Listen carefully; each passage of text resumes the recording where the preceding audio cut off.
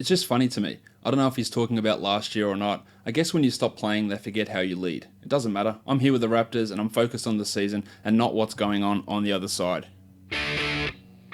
You are Locked On Fantasy Basketball, your daily podcast on fantasy basketball. Part of the Locked On Podcast Network, your team every day.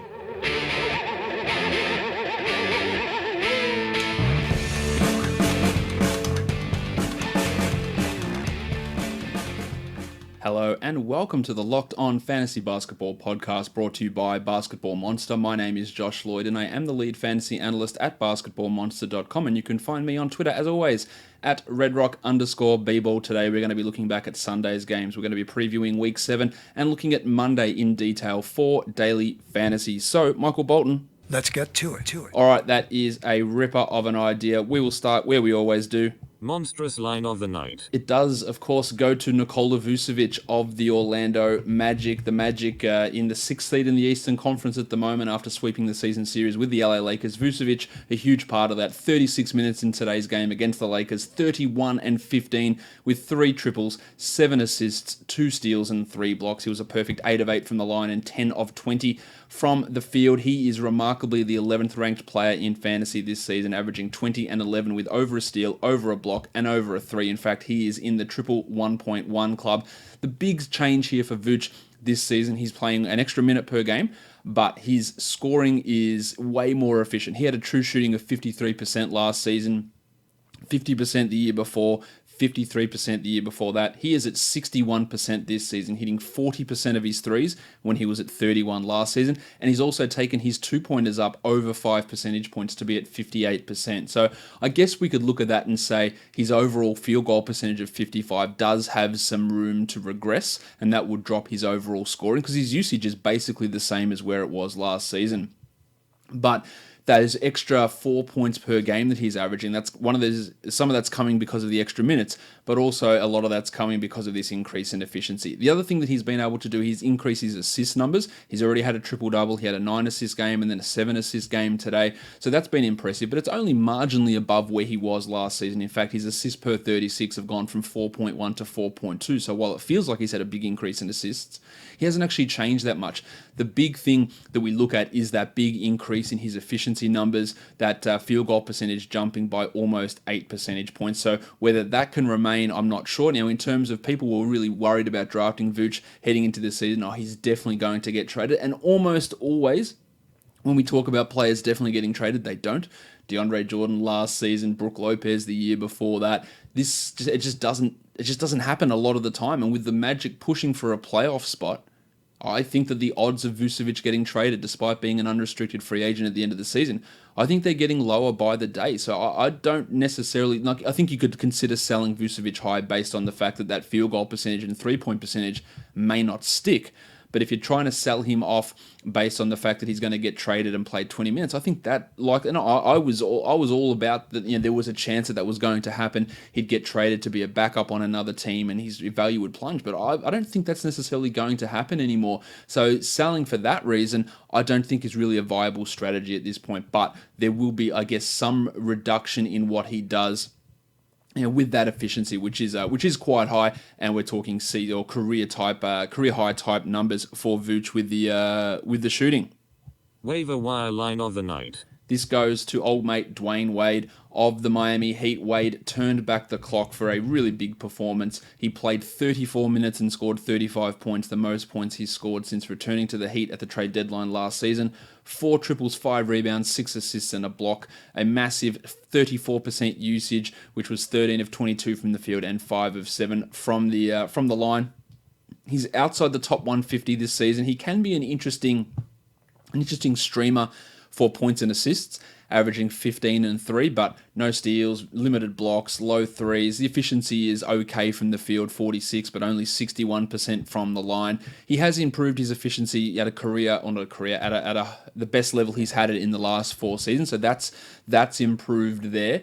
But relying upon Wade in a 12-team format probably isn't the way you want to go. He's more that 14 to 16-team league player. But to be fair to him, I shit on him quite a bit last season. He is a much better player this season than what he was last season. The efficiency's better. He's not dominating the ball quite as much. Now, he does have a usage of 27, but for the time that he was in Miami last season, his usage was about 30%. So he's actually cut back on that, letting some of the other players have the ball more, and he is fitting into his role fairly perfectly. He is more, again, that points and assists type streamer for 12-team leagues and more of a 14 to 16-team league guy. The deep leaguer of the night is DeAndre Bembry, because he is rostered in only 4% of Yahoo leagues. He had a fantastic performance, 2 big games in a row actually from Bembry. 27 minutes against the Hornets in the Hawks' big win, 16, 6 and 6 with 2 triples and a block. Now, he shot the ball very, very well, 7 of 10 from the field. So trying to gauge what we're getting out of this. His last 2 games, averaging 15 points, 1.5 threes, 6.5 rebounds, 5 assists, a steal, and 2.5 blocks. So obviously some crazy numbers for Bembry in those last couple of performances.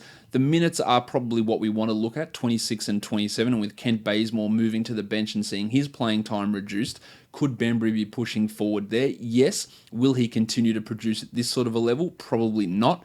He's more of an assists and defensive stats type streamer in that same vein as Dwayne Wade. He is the 120th ranked player, though, Bembry, in the last 2 weeks, despite playing just 21 minutes.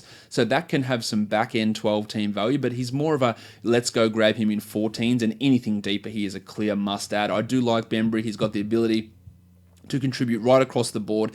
Think of a Kyle Anderson type that if he was playing 30 minutes a night, he'd be able to put up the sort of value that Anderson returns in his 26 to 30 minutes that he was able to do in San Antonio and now in Memphis this season. That's the sort of player that Bembry is. You're really stepping it up this season, which is great for him after 2 injury-plagued seasons in the NBA to begin his career. But someone to, I guess, pay attention to in 12-team leagues, but not to necessarily pounce on. I don't think that he'll be playing 27 a night moving forward, but 24, 25 a night could be realistic, with Bazemore's role potentially getting quite considerably limited after these last couple of games. Young Gun of the Night. The young gun of the night goes to, of course, Triple J, Jaren Jackson Jr. of the Memphis Grizzlies. I've been pretty high on Jackson. I would have taken him number 2 in the real NBA draft. To me, he was the number 2 player in dynasty drafts for rookies, and we're seeing that now. 30 minutes, 16 points, 4 triples, 6 rebounds, 3 assists, and 7 blocks. He was 6 of 6 from the field as well, and he is the 53rd ranked player over the course of this season, a top 20 player over the last 2 weeks. This guy is going to have 7 to 10 years of top 25 fantasy value, I believe, in him. The thing that's really been limiting him recently has been foul trouble, and the games where he doesn't get foul trouble, he puts up big numbers.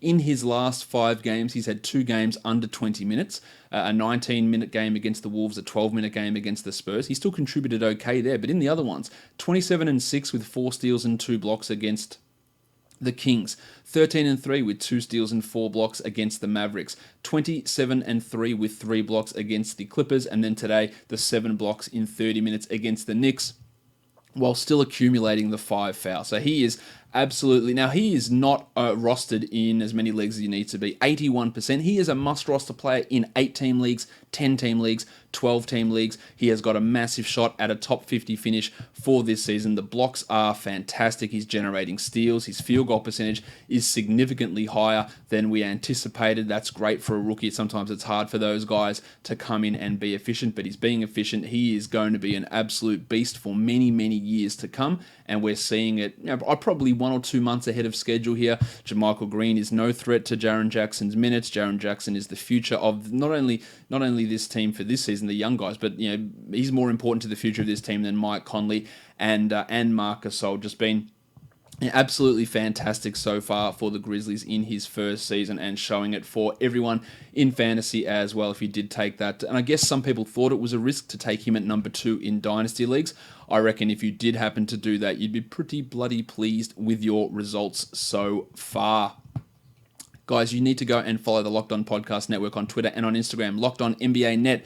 It's the best Twitter account for you to go follow, apart from my one, of course. It gets all of the hosts across the network combined into one feed, so that anything that goes down, rotation changes, injury news, weird play, you get that through that one feed. So go ahead and follow Locked On NBA Net on Twitter and on Instagram. The biggest stories of the day are condensed into the Instagram story format, so check it out. They're doing great work on Instagram and Twitter at Locked On NBA Net.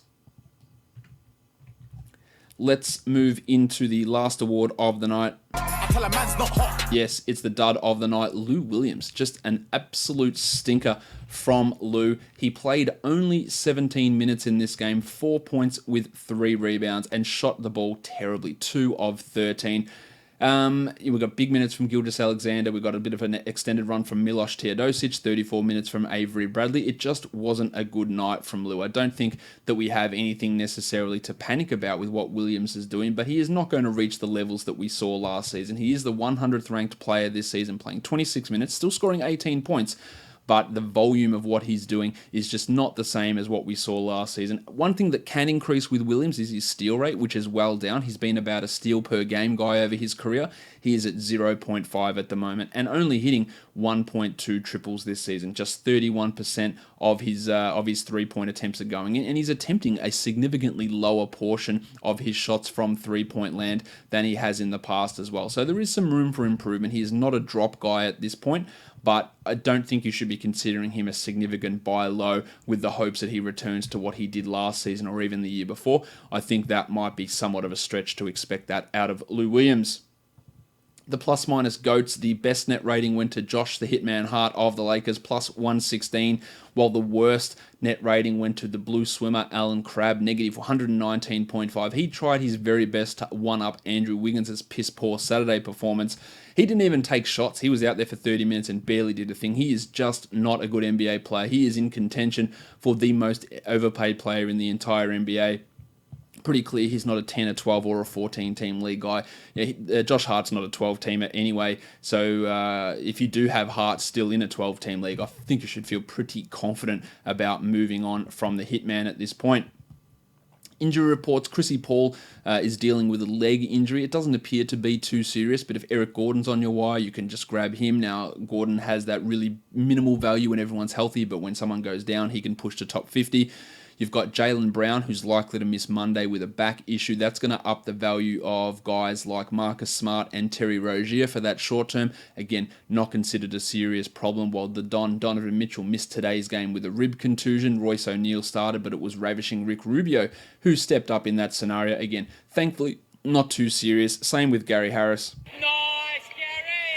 Mike Malone scared everyone by saying it was an Achilles problem, but then the team said, no, it's just ankle soreness. He did miss the Nuggets game on Saturday. Nothing to really worry too much about there. With him out, we saw Torrey Craig step into the starting lineup and have a decent performance, and we saw some big games from Juancho Hernan-Gomez, and Trey Lyles stepped up as well in Harris's absence. Anthony Davis missed because of a quad and hip strain, not a serious problem, so that's great news there. While Dennis Smith Jr. also missed over the weekend with a wrist problem. I'm not really there to drop Smith just yet, but he's not as high a priority guy, so if the injury is considered more long-term and misses a week or two, then maybe you could consider Smith a drop with the way they'd been utilising his minutes alongside JJ Barea. It had been a bit of a struggle. And then in today's game, Yusuf Nurkic had to leave with a shoulder contusion. He left the game before... but he left the locker room before reporters were able to get in and ask him, so we don't really have any update on Nurkic's shoulder. It doesn't appear too serious. Zach Collins got into pretty significant foul trouble, fouled out really quickly. Myers Leonard started the second half.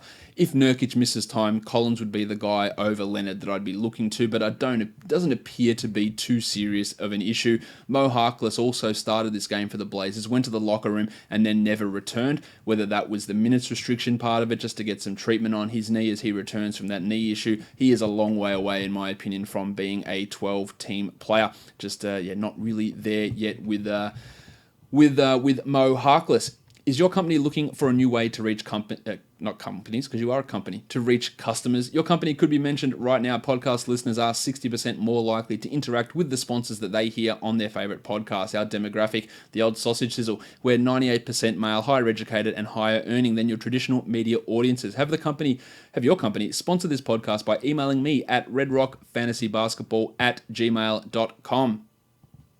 Let's move on to these games now. This is the 8 games from Sunday. Break them down and try and talk about some information that we can glean from those performances. The first game we take a look at is the Orlando Magic beating the Los Angeles Lakers for the second time this season. Another solid game from DJ Augustin, 12, 5, and 9. The upside's limited, but as a okay scoring, 3-point shooting, assists point guard, he does have a place in 12-team leagues. Terry Ross got hot, 16 and 6 with 4 triples and 2 steals. He's a 3-point and steals streamer on that periphery of 12-team leagues. Mo Bamba added a block and 2 steals, but he is not, with the way Vooch is playing, as I touched on earlier, Bamba is just not going to have an impact in standard leagues outside of just streaming him for your blocks category.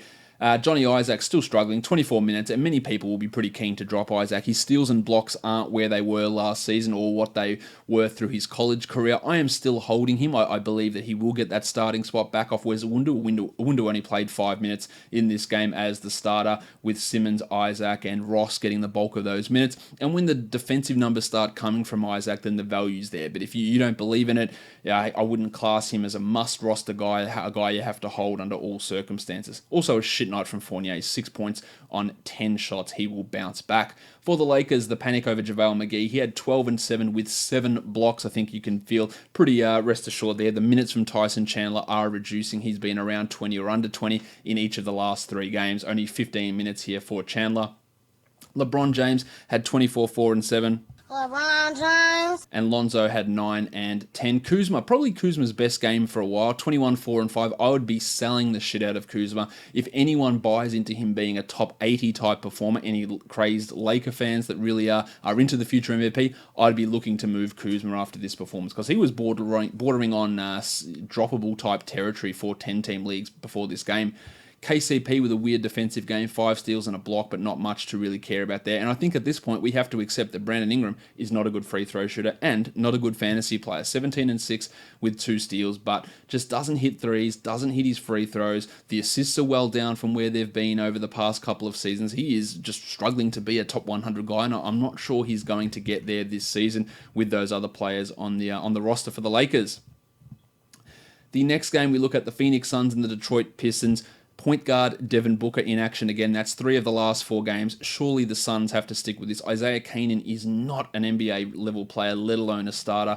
Booker had 37, 4, and 5, while McCall Bridges, who started alongside him, it wasn't a great night for McCall, 2 points, but 7 rebounds and 3 assists, 1 of 8 shooting. The no defense there from McCall, that's what's going to limit his value. I still believe in him as a 12-team league player. I think he's a must-roster guy. I know that Matt Smith, my colleague at Basketball Monster, tends to be of the opposite opinion, and that's fine. We can all have differing opinions on this, but I am big on Bridges, figuring it out as a 1-1 type guy, a low-usage type of player. But he's not going to be for everybody. And if you've got a very strong team, then perhaps you can't fit him on. I think he will be a top 100 guy for the rest of the way. DeAndre Ayton blocked 3 shots, so that's great for him. 25 and 13 on 85% shooting, a strong night there. While Trevor Ariza only had the 5 points. I think he is more of a 14-team league player. Joshy Jackson got some extra minutes with TJ Warren ejected. Only 15 minutes for Warren, so Jackson played 24 and had 10 points and 4 rebounds. Still just leaving him for the deeper leagues, but his play, I give credit where it's due, he's been shit. But his play over the last 2 weeks has been much improved. Not enough to really get anywhere near 12 or even 14 team league value, but an improvement nonetheless. For the Pistons, 31 minutes for Reggie Jackson, 19, 2, and 8. Dwayne Casey keeps talking about, his fitness isn't quite there. He's still getting his win back, and we're seeing his minutes start to increase. I think he still is a 12-team league. I'd have him as a priority over DJ Augustin, for example, but below, say, a Shai Gilgeous-Alexander. We know that Jackson's upside is pretty limited, but when he has these games where he gives you 2 steals and 4 triples, things that he is notoriously poor at, then that's a real bonus. Stan Johnson is outplaying the little dog Glenn Robinson. 25 minutes for Stan, 14 and 4 with 2 steals. He is a steals streamer, but a pretty solid 14 to 16 team league guy. That's probably about it for Stan. Drummond had 19 and 16 with 5 steals, and Griffin had 16, 3, and 11. Drummond's free throws have fallen off completely. 1 of 8 in today's game, and he is back into that must-punt territory for free throw percentage. Not that he wasn't quite there. Like, he'd improved last season, but he was still a punt guy, and now he has regressed, which is quite disappointing if you hoped he could potentially take another step forward, because that doesn't look like it's happening. The Miami Heat and the Toronto Raptors. We have to talk about Hassan Whiteside, who played just 12 minutes and had 2 points, 5 rebounds, and 2 assists. He picked up his 4th foul about 3 minutes into the third quarter and then never returned. So it's a combination of foul trouble and the fact that Bam Adebayo was absolutely killing it. Adebayo had 16 and 21 in 36 minutes with a steal and 2 blocks. Now, I don't think that this means that the Heat are turning the reins over to Bam Adebayo, but the last 2 games, 22 minutes for Whiteside and 12 minutes. That game against the Bulls in 21 minutes, he did have 18 and 10 with a steal and 4 blocks, so it was far from a poor performance, but today's game was a little bit more troublesome. I am still holding on to Whiteside. I'm not overly panicking, and I'm not rushing to grab Adebayo, because I just don't think that sort of a minute split is a realistic proposition. 26 and 22, maybe, but 22 minutes of Bam Adebayo, does that make him must roster? Probably not. Now, I think Adebayo's got top 25 upside in the next 2 to 3 seasons. It probably won't be this season. Joshie Richardson had 19 points on 19 shots with 5 rebounds, while James Johnson started. He didn't make us proud, unfortunately, just the 6 points with 3 assists. I'd be looking at Jimmy as a 14 to 16 team league guy, same as Justice Winslow, and I think we can feel okay about dropping Scooter Magruder. Magruder had 7 and 3. He played 35 minutes, but the production's nowhere near where it was. Nice defense, 2 steals and a block, but I don't think that we're looking at Magruder as that solid option anymore. On to the Raptors, the fun guy, Kawhi Leonard. I'm a fun guy. Filled it up with 29 and 10, 3 triples, a steal, and 2 blocks. Continues to be very solid, and it looks like him sitting 1 game of the back-to-backs is going to be over pretty soon. But let's talk Pascal Siakam, who had 21 and 6, 3 assists, 2 steals and 2 blocks, and was 8 of 9 from the field. Continues to be amazing in that field goal percentage category. The numbers had dipped a little bit over the previous couple of games, but still fantastic numbers, 14 and 7. And his value, though, is coming almost exclusively from that field goal percentage category. So you can look at his overall rank and go, yeah, he is the 45th ranked player this season. But if we look at the Z-score contribution, we're talking about a 2 in the field goal percentage category, and the next highest is a 0.5 in steals. So that just shows how positive he is. Now, his only other positive category is rebounds, where he's a 0.2, so marginally above average value in a fantasy league. If that field goal percentage drops, and not to say it will, but if it drops down significantly, then a lot of his value goes away, because that is making up the bulk of his value. So realistically, he's not a one-cat wonder. He's helping in steals and rebounds as well, but he's not a well-rounded player as many top 50 guys are. So there is, I guess, that is a huge variation or a huge valuation change based on what he's going to bring to your team. And it's why when I talk about trades, is this a fair trade? Is this a fair trade? Like, guys trading in and out, guys like Siakam can make massive changes, like drop your field goal percentage by 2 or 3 overall percent, change the other guys, but then you hurt yourself in the threes and you don't get that many points and you don't get that many assists and you go below average in blocks and blah, blah, blah. But his overall value is inflated by that one category pretty significantly. So that is important to note, but he has been excellent this season. Jonas Valanciunas started his 3rd consecutive game, 17 and 10, not saying he's going to start for the rest of the year, but it's interesting. Whiteside's a good matchup for him, but I didn't think he'd start all of these games. Ibaka was still okay, 8 and 7, so nothing to really change in terms of whether you roster Ibaka or Valanciunas. Both of them are 12-team league guys. Lowry had 12 and 10 in this game also. Let's talk about the New York Knicks, who won their 3rd consecutive game against the Memphis Grizzlies, 103-98. Emmanuel Mudiay had 17, 2 and 4 with a steal and a block. And even though he is playing well, he's still not getting all that many minutes. Just 23 minutes in this one. Really high usage, good assist numbers, good steal and block numbers. And over the last 2 weeks, he is a top 85 player, averaging 15 points. Not doing a huge amount else, and that's coming on 52% shooting. The steals are pretty nice. I'm not saying that I don't think he's a must roster player, but you could have a look at him for the time being, because I would imagine that this starting lineup sticks for a couple of weeks at least, or at least until it falls off. Trey Burke played more minutes than Moutier, 29 minutes, 15, 3 and 3. Shot horribly, but still was able to put up a decent line, which has always been my concern with Burke. If their mid-range shooting dropped off, would he be able to do anything else? And it turns out, yes, he was able to. Enes Kanter had 21 and 26 in 41 minutes. He is just as likely to play 24 minutes in the next game. Minutes are really up and down there. We saw Mitchell Robinson only play the 13 here. His value in 12-teamers is kaput. While Noah Vonleh, who was turning into an absolute beast, he reverted back into what he is, not that good of a player. The numbers were okay, 7 and 6 with a block, but he was putting up numbers of the extreme variety. In fact, over the last 4 games, he's the 21st ranked player. In large part because he's averaging 13 and 10 with 2 blocks, over a steal, and over 2 threes, and shooting 56% from deep. I would have to think that some of that shooting is going to drop off, and his block rate is considerably higher than anything he's done really in his career, at least over the last 3 seasons. Back in Charlotte in his rookie season, where he only played 250 minutes, he was getting 1.3 blocks per 36. Each season after that, under 1 block per 36, which is really, really piss poor in terms of rim protection. But he is up that this season. He is okay to have in a 12-team league, but I think some of the recent performances have been relatively fluky with that high block rate and high 3-point shooting.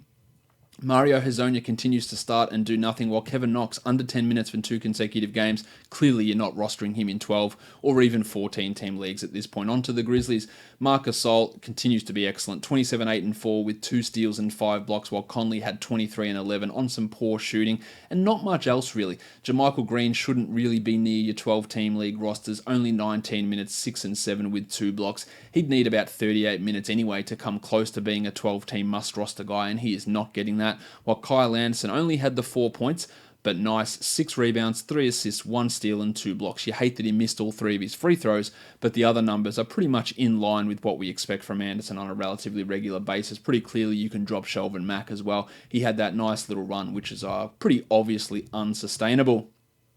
The next game we look at, the Philadelphia 76ers beat the Brooklyn Nets 127-125. Jimmy Butler hitting the game winner. He had 34 and 12, a season high for Butler. 4 triples for Jim. If not 4 triples, 4 steals. 5 triples for Jim. Really, really good numbers there. While Joel Embiid had another 30 and 10 game. 32 and 12 with 2 blocks on elite efficiency. Great to see those guys putting up big numbers together. And Benny Simmons joined the party as well. 13, 5 and 9 with 3 steals and 2 blocks. And if the bloke who started that that petition to have Kendall Jenner banned, is it Kendall or Kylie? I don't know, one of those Jenners, whichever Jenner that Simmons is boning, whoever started that petition to have Jenner banned from the arena, get a grip, mate, just calm. So I need to get the evil that is the Kardashians out of the arena. Mate, you are a dickhead. Landry Shamet, 16 points in 19 minutes with 4 triples. An elite 3-point streamer. Consider him like the Duke, Wayne Ellington. He's got a consistent role. He bangs in threes. He's not doing too much else, but if you want threes, Shamet's the guy. Baby Neck Wilson Chandler, 10, 3 and 5. Still just 14 to 16 teamers for him. While not much else happening with that Sixers team. Onto the Nets, almost a career high from D'Angelo Russell. 38, 8 and 8 with a block. Only got 1 shot down the stretch, which was pretty weird, but he was excellent, and his season has been fantastic, as has Spencer Dinwiddie, who had 31, 3 and 5. Pretty clearly, Dinwiddie is a must-roster player. First start for the season for Rondae Hollis-Jefferson. It was okay. 13 and 6 in 30 minutes with a block and a 3. If you want to go and grab him in 12-team leagues, by all means. I don't think his upside's all that high, but he can easily have top 110, top 100 value, which is fine. Jarrett Allen, 17 and 10, while the Blue Swimmer, I referenced him earlier. He played 25 minutes, took 4 shots, missed them all, and had 1 assist. I don't know how you can go a whole game and have 1 assist and only take 4 shots. He is just insipid at this point. Jared Dudley down to the 14 minutes with Rondae back starting. The next game, the Charlotte Hornets and the Atlanta Hawks. Malik Monk, who was a DNP CD last game, came in, played 24 minutes, had 26 points with 7 triples, set a career high. Literally impossible to predict that sort of performance from Monk. Who knows if he will be able to maintain that? Probably not. But he did it without Michael Gilchrist and Tony Parker, so his role won't be this big. He also won't be this hot of a shooter majority of the time. Kemba Walker, he is starting to aggress a bit here. 22, 5 and 9 on some poor shooting, while Marvin Williams went big. 20 and 13 with 4 triples. Don't buy it. He is a 14 to 16, probably more 16 than 14 to be honest, team league guy. Jeremy Lamb is a clear must-roster player, 13 and 8 with 2 steals and 2 triples, 30 minutes for Lamb, and Batum had 14, 4 and 5, while Frank Kaminsky appears to have taken over Bill Hernan-Gomez as the backup center. Kaminsky is a 20-team league sort of a player. For the Hawks, Kent Bazemore, he moved to the bench, but played well. 25 minutes, 20 points on 9 of 11 shooting. Now, of course, he won't continue to shoot like that, and when he doesn't, the minutes will drop, and I think that he is probably, it would be counterintuitive of me to, maybe counterproductive of me to say that he is a drop now, given how well he played in this game. But if there's a free agent out there in a 10-team league, and Bazemore's a guy that you consider, I think when we're weighing up, now, you don't want to be caught prisoner of the moment and go, well, how can I drop him? He just scored 20 points, because I don't think that's going to be anywhere close to what he produces long term. Now, I could very easily be wrong with that, and maybe this kick starts him and he moves back to starting. Maybe the ankle was bothering him. Maybe that's why he moved to the bench. But all signs had pointed to his minutes dropping. The future of this team points to his minutes dropping. He just got hot in this game, and that gave him extra minutes. So I think if you're looking for someone, if someone foolishly dropped Jaren Jackson Jr. and you've got Kent Bazemore, then you make that switch. There's no thought process really required. I would drop Bazemore to grab Jeremy Lamb, for example. I would drop Bazemore to grab McCall Bridges personally. So while it seems dumb to drop Bazemore here, try and trade the shit out of him. See if you can get anything out of him after this point, or if that high priority free agents there. I wouldn't be too scared of it. The Baptist, he's back, 23 and 11 with 4 assists and a block. It's going to be a really good ride for him for the rest of the season. And Trae Young played 30 minutes, and the positive here, he played 30 minutes, had 18, 2 and 5 with 2 steals. But with him playing 30 minutes, Jeremy Lin also played 21. 12 points, 2 triples, 4 assists and a block. I think Lin's a 12-team guy, and if I was pressed, if someone put a gun to my head, and don't anyone ever put a gun to my head when playing fantasy basketball, it's just not worth it. If I had to make that choice and say Lin or Bazemore, I'd probably take Lin, to be honest, at this point. And maybe that's just because I'm a notorious Kent Bazemore hater. Seems like a ripper bloke. I'm just not sure he's a great basketball player. I reckon I might take Lin over Bazemore for the rest of the season. Huerta made the start. Now, Kevin Huerta only took 2 shots, a minuscule usage of 7%. 22 minutes in that start. This was the change that we talked about a lot in the offseason, that he would be starting for Bazemore as they try and get that Young Huerta combination going. And the real appeal in Huerta is his ability to contribute in multiple categories. Now, only the 4 points, but 3 rebounds, 5 assists, and 2 steals. If that was a 10-point game, which is not crazy, that's him making another 3 shots, he made 1 in this game. That's a pretty good night. 10, 3 and 5 with 2 steals. He is a 12-team watch list guy. I'd add him in 16-teamers, and I'd consider him in 14-team leagues. Yeah. A pretty shit night from the artist formerly known as Torian Prince. 16 points. It's a real Andrew Wiggins, this one. 16 points, 1 rebound and nothing else. Still holding him. If he gets dropped, he's a clear ad. Terrible nights from the centers. The Undertaker, Dwayne Dedman, 2 points, and Alex Len had 8 and 4. Dedman's a 12-teamer. Len is a 14 to 16-team league player, in my humble opinion. The next game was a blowout. The Utah Jazz finally got one over on the Sacramento Kings. No Don Mitchell, so ravishing Rick Rubio went bananas. 11 of 16 from the field for 27 points, 7 rebounds, 5 assists. The Jazz won 133 to 112. Ingles was good. Derek Favors moved to the bench. It was thought to be a matchup-based move, and he brought the defense. 11 and 7 with 3 steals and 3 blocks. His defensive numbers have been up this season. He has 12-team value on the basis of those defensive numbers, but that's really about it. It didn't really change much in terms of him coming off the bench or starting. He's playing the same amount of minutes and he's doing the same sort of thing. Jay Crowder started, had 14 and 5. It doesn't change much for him either. Still the same sort of role, still the same sort of stats as a fringe 12-team league player. Hull Neto got his minutes increased with Mitchell out. Royce O'Neal started and did very little. There's not much to really take out of this game, as it was a blowout. Now let's move on to the Kings side. Iman Shumpert was resting, so Bogdan Bogdanovic started. He had 23 and 3. I can't stress enough how much of a must roster Bogdan Bogdanovic is. I don't know whether he will remain starting, but he played 30 minutes last game off the bench. He played 34 minutes here starting. His minutes are fine. Harry Giles, people are going to be very interested to see what this line was. 20 minutes, 10, 8 and 6, 4 steals and 2 blocks. Easily the best performance of his career, one of the best performances of the night. Costa Koufos, I know he's injured at the moment, but he won't be getting back into that rotation. But I don't think we should be looking at Giles to repeat this sort of production all that often. Now, he did take a lot of minutes off Willie Cauley-Stein, and they do believe that the Giles-Bagley front court is their front court of the future over Cauley-Stein, so that's worth mentioning.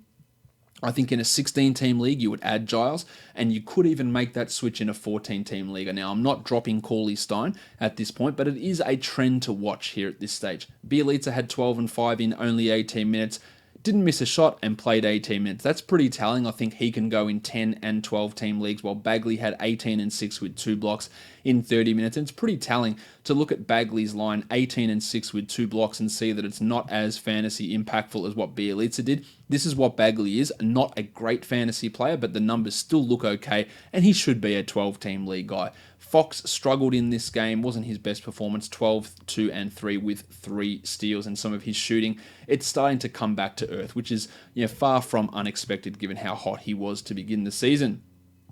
The last game of the night was the Clippers and the Blazers. Toby Harris had a season-high 34 and 11, while the Rooster Danilo Gallinari had 17, 8, and 4.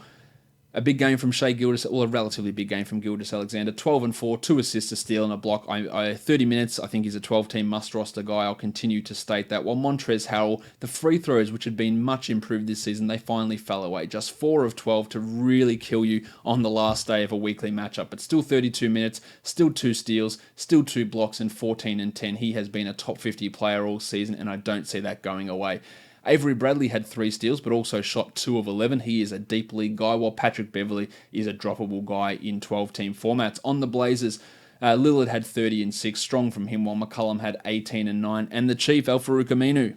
Sometimes maybe good, sometimes maybe shit. He was shit. 0 points in 31 minutes with 7 rebounds. Myers Leonard, 16 boards for Leonard, 2 triples and 9 points in 24 minutes. He could have some 14-team league value if Nurkic does happen to miss time. While I referenced earlier Zachy Collins, he fouled out in 19 minutes, but still had 9 and 3 and 3 blocks. And if I had to choose between those two guys as who would be your Nurkic replacement, if Nurk does miss time, then it's pretty clearly, in my opinion, Zach Collins. I mentioned Mo Harkless. He had 4 points in those 17 minutes. We'll see if there's any report on his knee or why he didn't reappear in the second half after starting the game and replacing big Jake Layman. In fact, interestingly, Layman out of the rotation entirely in this game after starting all season. He is gone. Apparently good enough to start, but not good enough to play after that, which is always a weird phenomenon when that does go down, which happens in the NBA with pretty regularity, but that just sounds like a really, really bad English. All right, let's look at Week 7 now in the NBA. Look at the team with the best schedule and the team with the worst schedule. The Charlotte Hornets have the best schedule, 4 games, all 4 of those at home. They take on the Bucks, they take on the Hawks, they have the Jazz, and they have the Pelicans. So an opportunity for guys like Nick Batum, if he's on your wire, you grab him, or you grab him regardless. But maybe Marvin Williams is someone, Cody Zeller could be someone who has some value for you this week. Deeper leagues, you look at Miles Bridges as an option, and maybe you take a flyer on Malik Monk. On the back end of things, the Sacramento Kings have just the 2 games for this coming week. They don't play again until Thursday, so 3 games without any action. They take on the Clippers and the Pacers. So you add a guy like Marvin Bagley because you think there's going to be long-term value. Same with Bogdan Bogdanovic. But adding, say, a Harry Giles on the hope, well, you might not get anything happening, and you're going to have 3 days with no action. That's really just a deeper league type scenario. Same with someone like Iman Shumpert, who's been playing pretty well for this team. And dropping Nemanja Bjelica would make more sense here. You get those 3 games, and his value is dropping off pretty considerably. It's hard to imagine there's any Kings players that you would start in weekly lineups in 12-teamers and probably even in 14-teamers as well for this coming week. Not a great schedule for those guys. The Week 7 preview, we have got 11 teams with 4 games this week and 3 teams with 2 games, meaning there are 16 teams in the middle with a 3-game week. It's an interesting week in terms of streaming possibilities. We have 7 games on Monday, that's a stream day. 5 games on Tuesday, that's a stream day. 10 on Wednesday, not a stream. 3 on Thursday, absolutely a stream. 11 on Friday, 7 on Saturday, and 6 on Sunday. So we're basically able to stream 5 of the 7 days this week.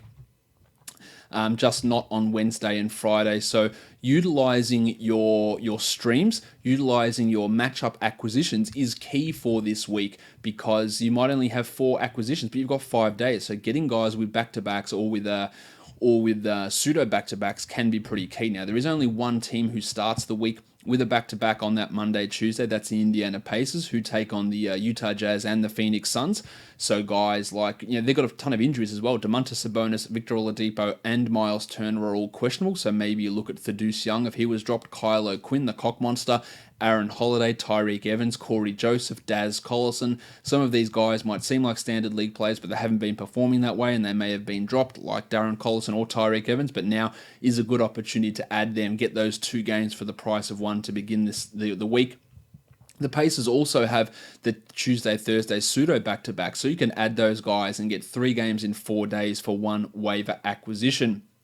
The Lakers also have the Tuesday-Thursday pseudo back-to-back, as do the Toronto Raptors. They're the 3 teams who have that Tuesday-Thursday, and then the Thursday-Saturday pseudo back-to-back, we've got the Pacers as well. So they have got an excellent schedule, a team with 4 quality games for this week, the only team with a schedule that strong to have those 4 quality games. So streaming Pacers, guys, is very, very useful for this coming week. The other teams with that Thursday, Saturday back-to-back, it is the Toronto Raptors. So they have a relatively strong schedule, only 3 games for the week, and all 3 of those games are quality games. And then you've got the Warriors, the same story for them, only 3 games, but all of those are quality games. So some important value there. The Kings, on the other hand, I talked about them as having a bad schedule, but they do play the Thursday-Saturday pseudo back-to-back, so you might be able to add Kings, guys, and get 2 games out of them. Compare them to the Thunder, who also have 2 games. None of those fall on quality game days. Or even compare them to, say, the Magic, who play 3 games. They only have 1 quality game. So guys, maybe like DJ Augustin is going to have less value than someone like an Iman Shumpert, who you might get 2 games worth at the end of the week. So it's all about balancing that. The 3 teams with 2 games this week are the Thunder, the Nuggets, and the Kings. And the 4-game teams are the Hornets, the Rockets, the Pacers, the Spurs, Pelicans, Jazz, Lakers, Suns, Wizards, Cavs, and Bulls. So it is important to make sure you're looking at not only who is playing, but when they are playing, what day they are playing, and how you can best use your team's or your league's schedule, your team's roster, to get the most bang for your buck for this coming week. Some other players to pay attention to for this week whose value may be boosted by injuries or by the way the schedule pans out: Cody Zeller, PJ Tucker, and Bojan Bogdanovic. They all have some increased value this week and could be weekly start guys. Josh the Hitman Hart also gets a bit of a boost in this week. His value hasn't been great, but he's someone you might be able to look at with the Lakers playing 4 games. McCall Bridges, Kelly Oubre Jr., Derek Favors, and Jordan Clarkson are some fringe guys who might be on your waiver wire who could produce a little bit of extra value this week as opposed to what they normally do. You can check out a lot of the schedule stuff over on Basketball Monster. Matt Smith has an article up over there as well talking about the schedule. Let's move on now. Talk some DFS. We will go to DraftKings first. The perfect lineup: Dwayne Wade, 52.75, D'Angelo Russell, Toby Harris, Kawhi Leonard, Enes Kanter, Jimmy Butler, Harry Giles, and Bam Adebayo, with your perfect lineup there for a total of 434.75, and that costs $50,000 on FanDuel. Emmanuel Mudiay and ravishing Rick Rubio are your point guards. D'Angelo Russell and Jim Butler are your shooting guards. Bembry and Kawhi are your small forwards. Triple J and Harry Giles are your power forwards, while Marc Gasol was your center for a total of 437.4 points, and that costs the full $60,000 dues.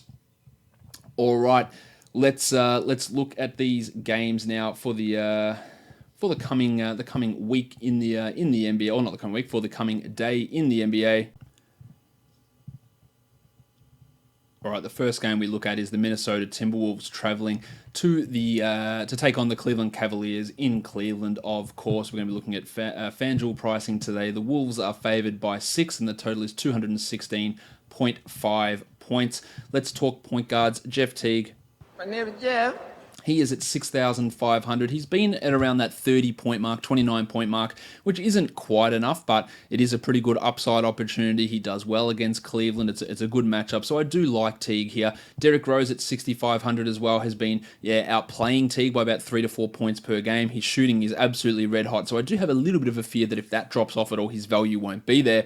But with the way he's going, he's doing it every game, so not real too much of a concern there. And the other guy in play is the Padawan, Colin Sexton, 5,800. He is also doing it with very, very high shooting. That makes him more of a tournament sort of a player, but the fact that he's averaging just 30 with this high shooting and not doing too much else makes him a bit of a risky option. I looked today on Cleaning the Glass. He's in the 100th percentile for percentage of his shots that he does take in the mid-range, so there's a real risk of some of that value disappearing. At shooting guard, Andrew Wiggins has been piss poor. He's averaged 13 points over his last 3. I think a lot of people will be off him. That means he could be a contrarian tournament guy, but that is it. Same as David Nwaba at 4,800, who is starting and can get you 25 to 26 points, but the price on FanDuel is a little bit high to consider him too much more than a tournament player.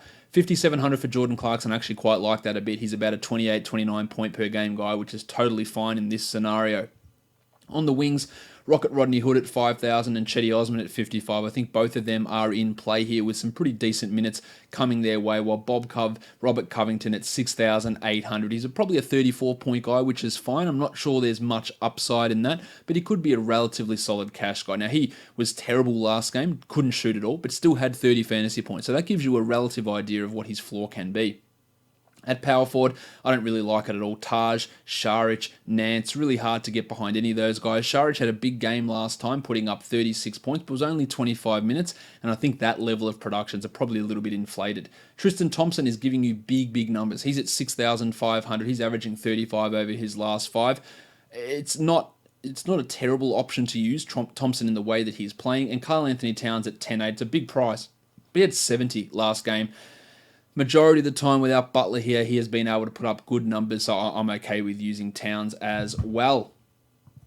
Let's flick it over and have a look at some options on DraftKings. I like Nwaba a lot more there, same as Osman, as well as Towns, who comes in at 10,000. Wigo still the tournament guy, as is Rocket Rodney Hood, who comes in at 4,200, but with real 30-point upside, making him a tournament-type guy. 6,100 for Thompson is also pretty appealing over on DraftKings for this matchup. The next game we look at, the Houston Rockets and the Washington Wizards. The Rockets are 3.5 point favorites. Worth having a look at the total in this one as well, which is 224. Chris Paul is questionable, as is Gerald Green, while Dwight Howard is also questionable with gluteal soreness. I highly doubt that Dwight Howard is going to play in this one. Paul rested last game and now has this leg issue. I would think the Rockets would be cautious with Chris, and I doubt that he plays as well, which boosts the value of Jim Harden and Eric Gordon. If we look at the point guard situation, as for Paul at 8,500, if he was to play, I think he'd be okay, but I don't think we should be going down that direction. While Johnny Wall's at 9,300 on FanDuel, he's giving you 40 relatively consistently. I'm not sure he's the best option out here, especially against Houston, which is playing at a relatively slow pace this season. I think you can do better than John Wall. At shooting guard, I like Eric Gordon at 5,100, coming off his best game of the season where he dropped 38 points. In that one, and if Paul is out, I think another big performance can be coming from Gordo. Well, Jimmy Harden at 11.7 is as rock solid as it gets, especially with the doubt on Chris Paul's head. Bradley Beal's at 8,200. He's almost a 40-point guy most nights. Absolutely no worries with him in cash or in tournaments. For the small forwards, Jimmy Ennis is at 3,700. Paul's absence might make me marginally interested. It probably won't, because he is just not a high usage or high stat accumulator. While Otto Porter, the minutes and the production are way up. 48 points in the last game for Porter, averaging 41 over his last 3. That's after the lineup change to get Kelly Oubre into the starting lineup. 6,500 for Otto. I know you must be having some residual PTSD from using him earlier in the season, but I actually think he's not a bad option here with how he's been playing recently. I don't really like Oubre outside of tournaments. The Comet Gary Clark's not doing it for me, and Jeff Green, you can do better. At power forward, Markieff Morris thriving in this bench role, 4,700. With Dwight unlikely to play, I think that Markieff at 47 is a very, very good option at that price point. PJ Tucker at 43, you can do better. And then the centers, Capella's at 8,600. He is playing some big time minutes and big time basketball, averaging 54 over his last 3. Really like the matchup. He'll be going up against Thomas Bryant most likely, but Bryant has not played 20 minutes in each of the last 3 games that he's started with Dwight sidelined. So Maybe you could throw him into a tournament player pool, that is Thomas Bryant, but I'm not really overly interested in him in that regard. On DraftKings, it's not a game that projects massively well on DraftKings. I think Harden at 11.4 is strong. Eric Gordon at 48 is very strong.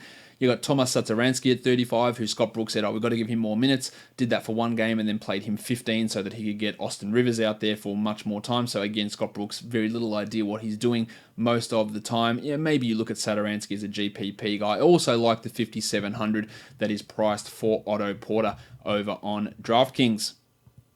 The Milwaukee Bucks and the Charlotte Hornets. The Hornets on a back-to-back after losing to the Hawks. The Bucks are favored by 5. The total is a big one, 235.5, the biggest total of the day. The Bucks will be looking to bounce back after losing to the Phoenix Suns. Both Ersan Ilyasova and the big Ragu Dante DiVincenzo are both questionable for Milwaukee, while Tony Parker and Michael Kidd-Gilchrist are questionable for the Hornets.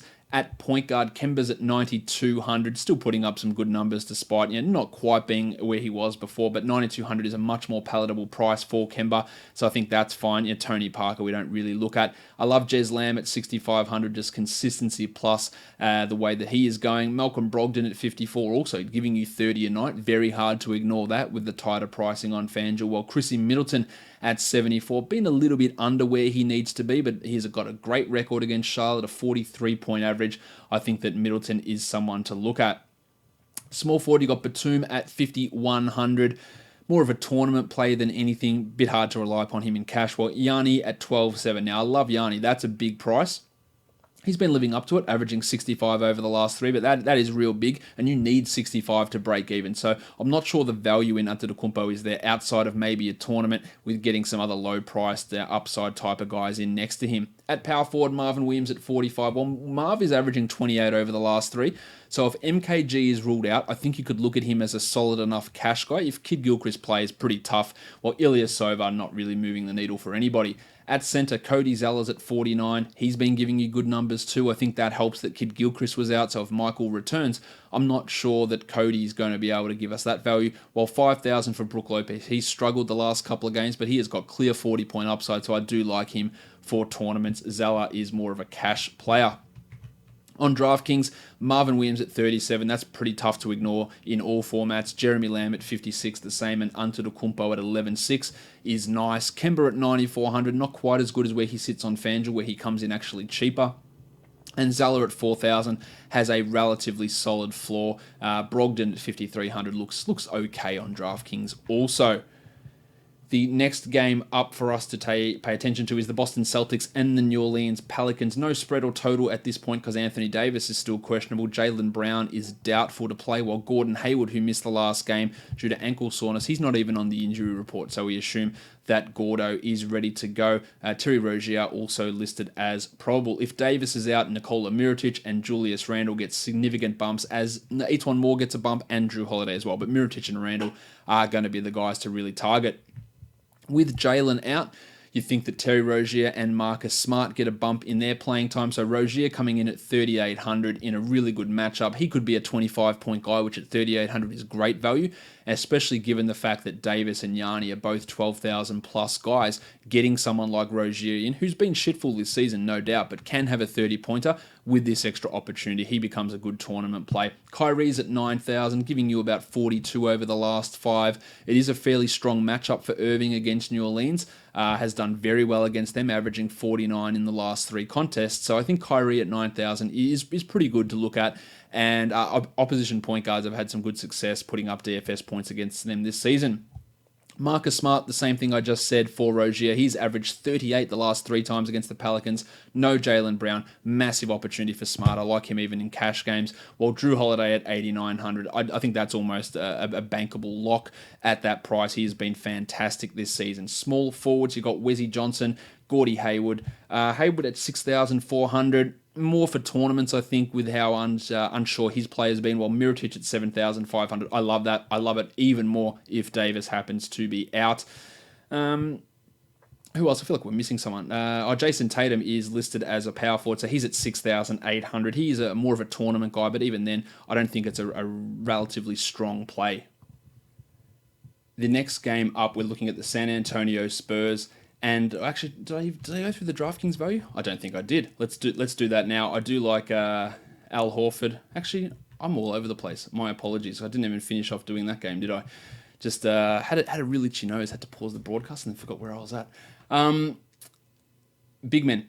Al Horford, 6,300 on FanDuel. He's worth a look. I think that's a pretty solid option. Against Davis, he does do okay. As for Davis at 12.6, I think it's pretty tough to use him at that price, given the uncertainty. In fact, I think that's a pretty strong fade. Marcus Morris, who started the last couple at 51, I think that's an okay cash play, just not sure there's much upside there. While Julius Randle at 78, he had 59 last game. You would absolutely smash the shit out of Randle, I think, if Davis does happen to be out. He has struggled at times against Boston, but I feel pretty good about him getting you 40 plus if Tone Davis happens to sit out of this game. Etuan Moore, one that I missed before, 5,900. He's more of a tournament guy that does really rely upon high efficiency, just doesn't do enough in those other areas to make him a sensational fantasy or DFS guy. On DraftKings, I like Hayward and Holiday quite a bit. Of course, the Mirotic-Randle boost is significant if Davis is out, and Rozier, Smart, and Hayward also have some appeal over on DraftKings also. Now, let's go to the next game, which is the San Antonio Spurs and the Chicago Bulls. The Spurs are favored by 6.5, and the total is 215. Big men have done very, very well against the Bulls this season, and this game shouldn't be any different. Chandler Hutchison is questionable for Chicago. If he is out, Jabari Parker and Justin Holiday, they get big boosts in minutes. They play about 40 minutes a night when Hutchison's out, and that gives them a tremendous amount of value.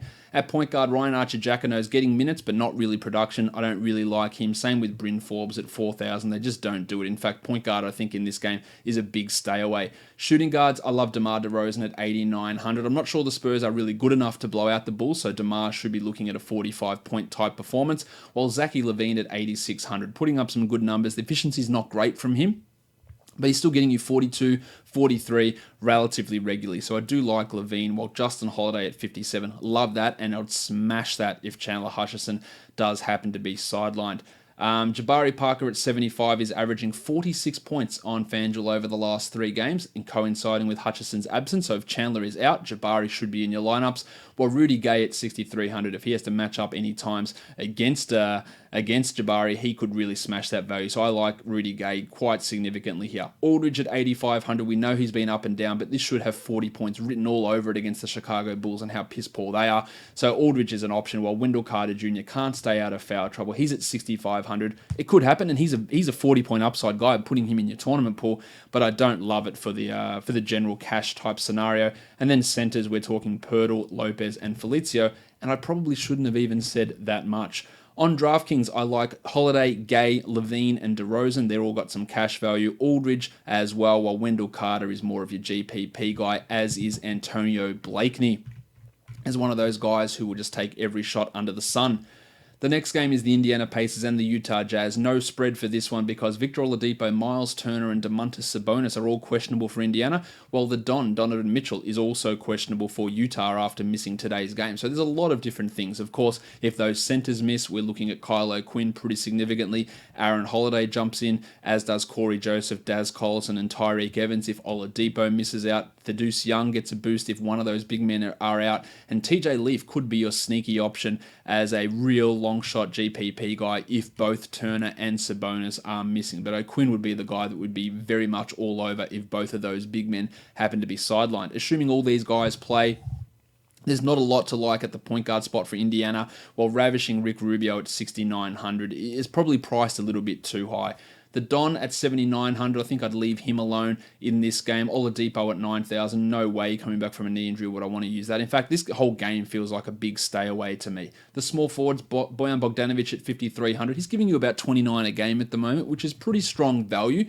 Whether that can continue remains to be seen, but if Oladipo's out, I'd feel okay about using Bojan. Not much else at small forward. Or maybe Jay Crowder at 49, given the fact that he might start. I think that's a relatively safe cash play, and Jingle and Joe at 6,000 I think is not a bad option as well. Favors at 5,900, I'll probably leave him alone, despite that big defensive performance. And Thaddeus Young, I talked about him already, 4,800 for Young.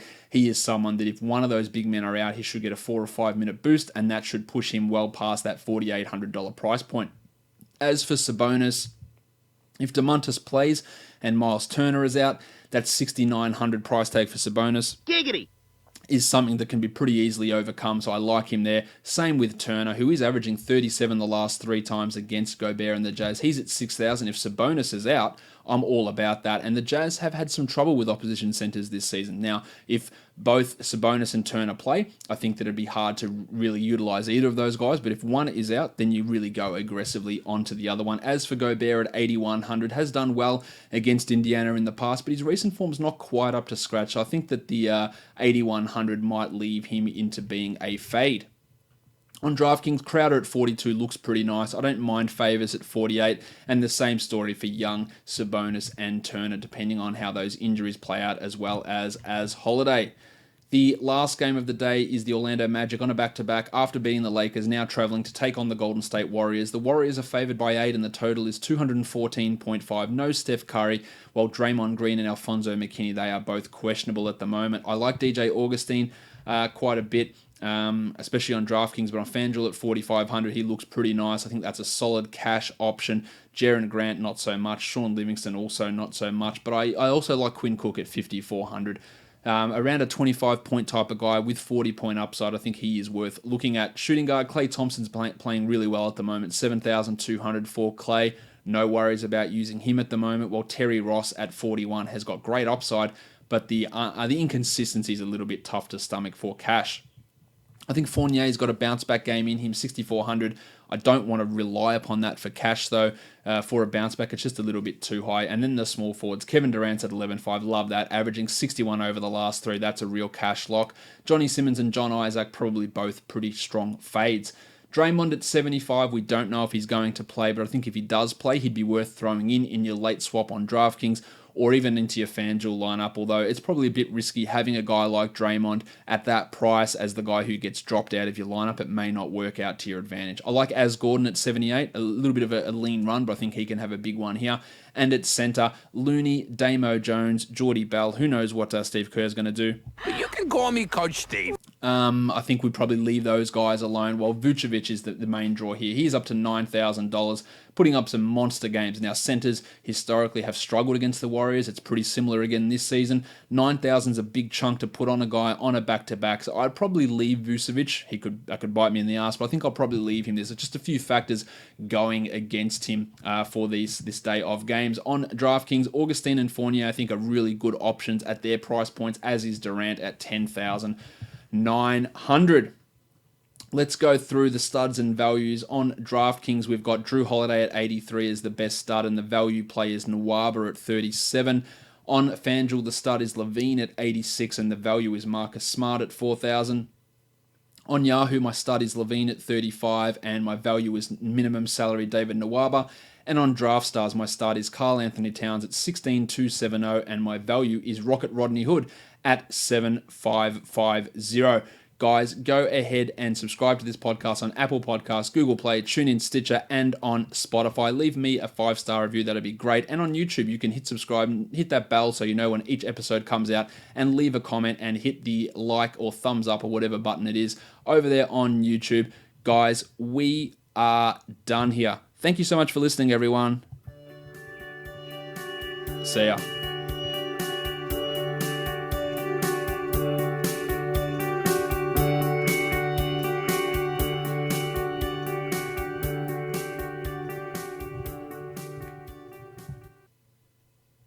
I'm a fun guy.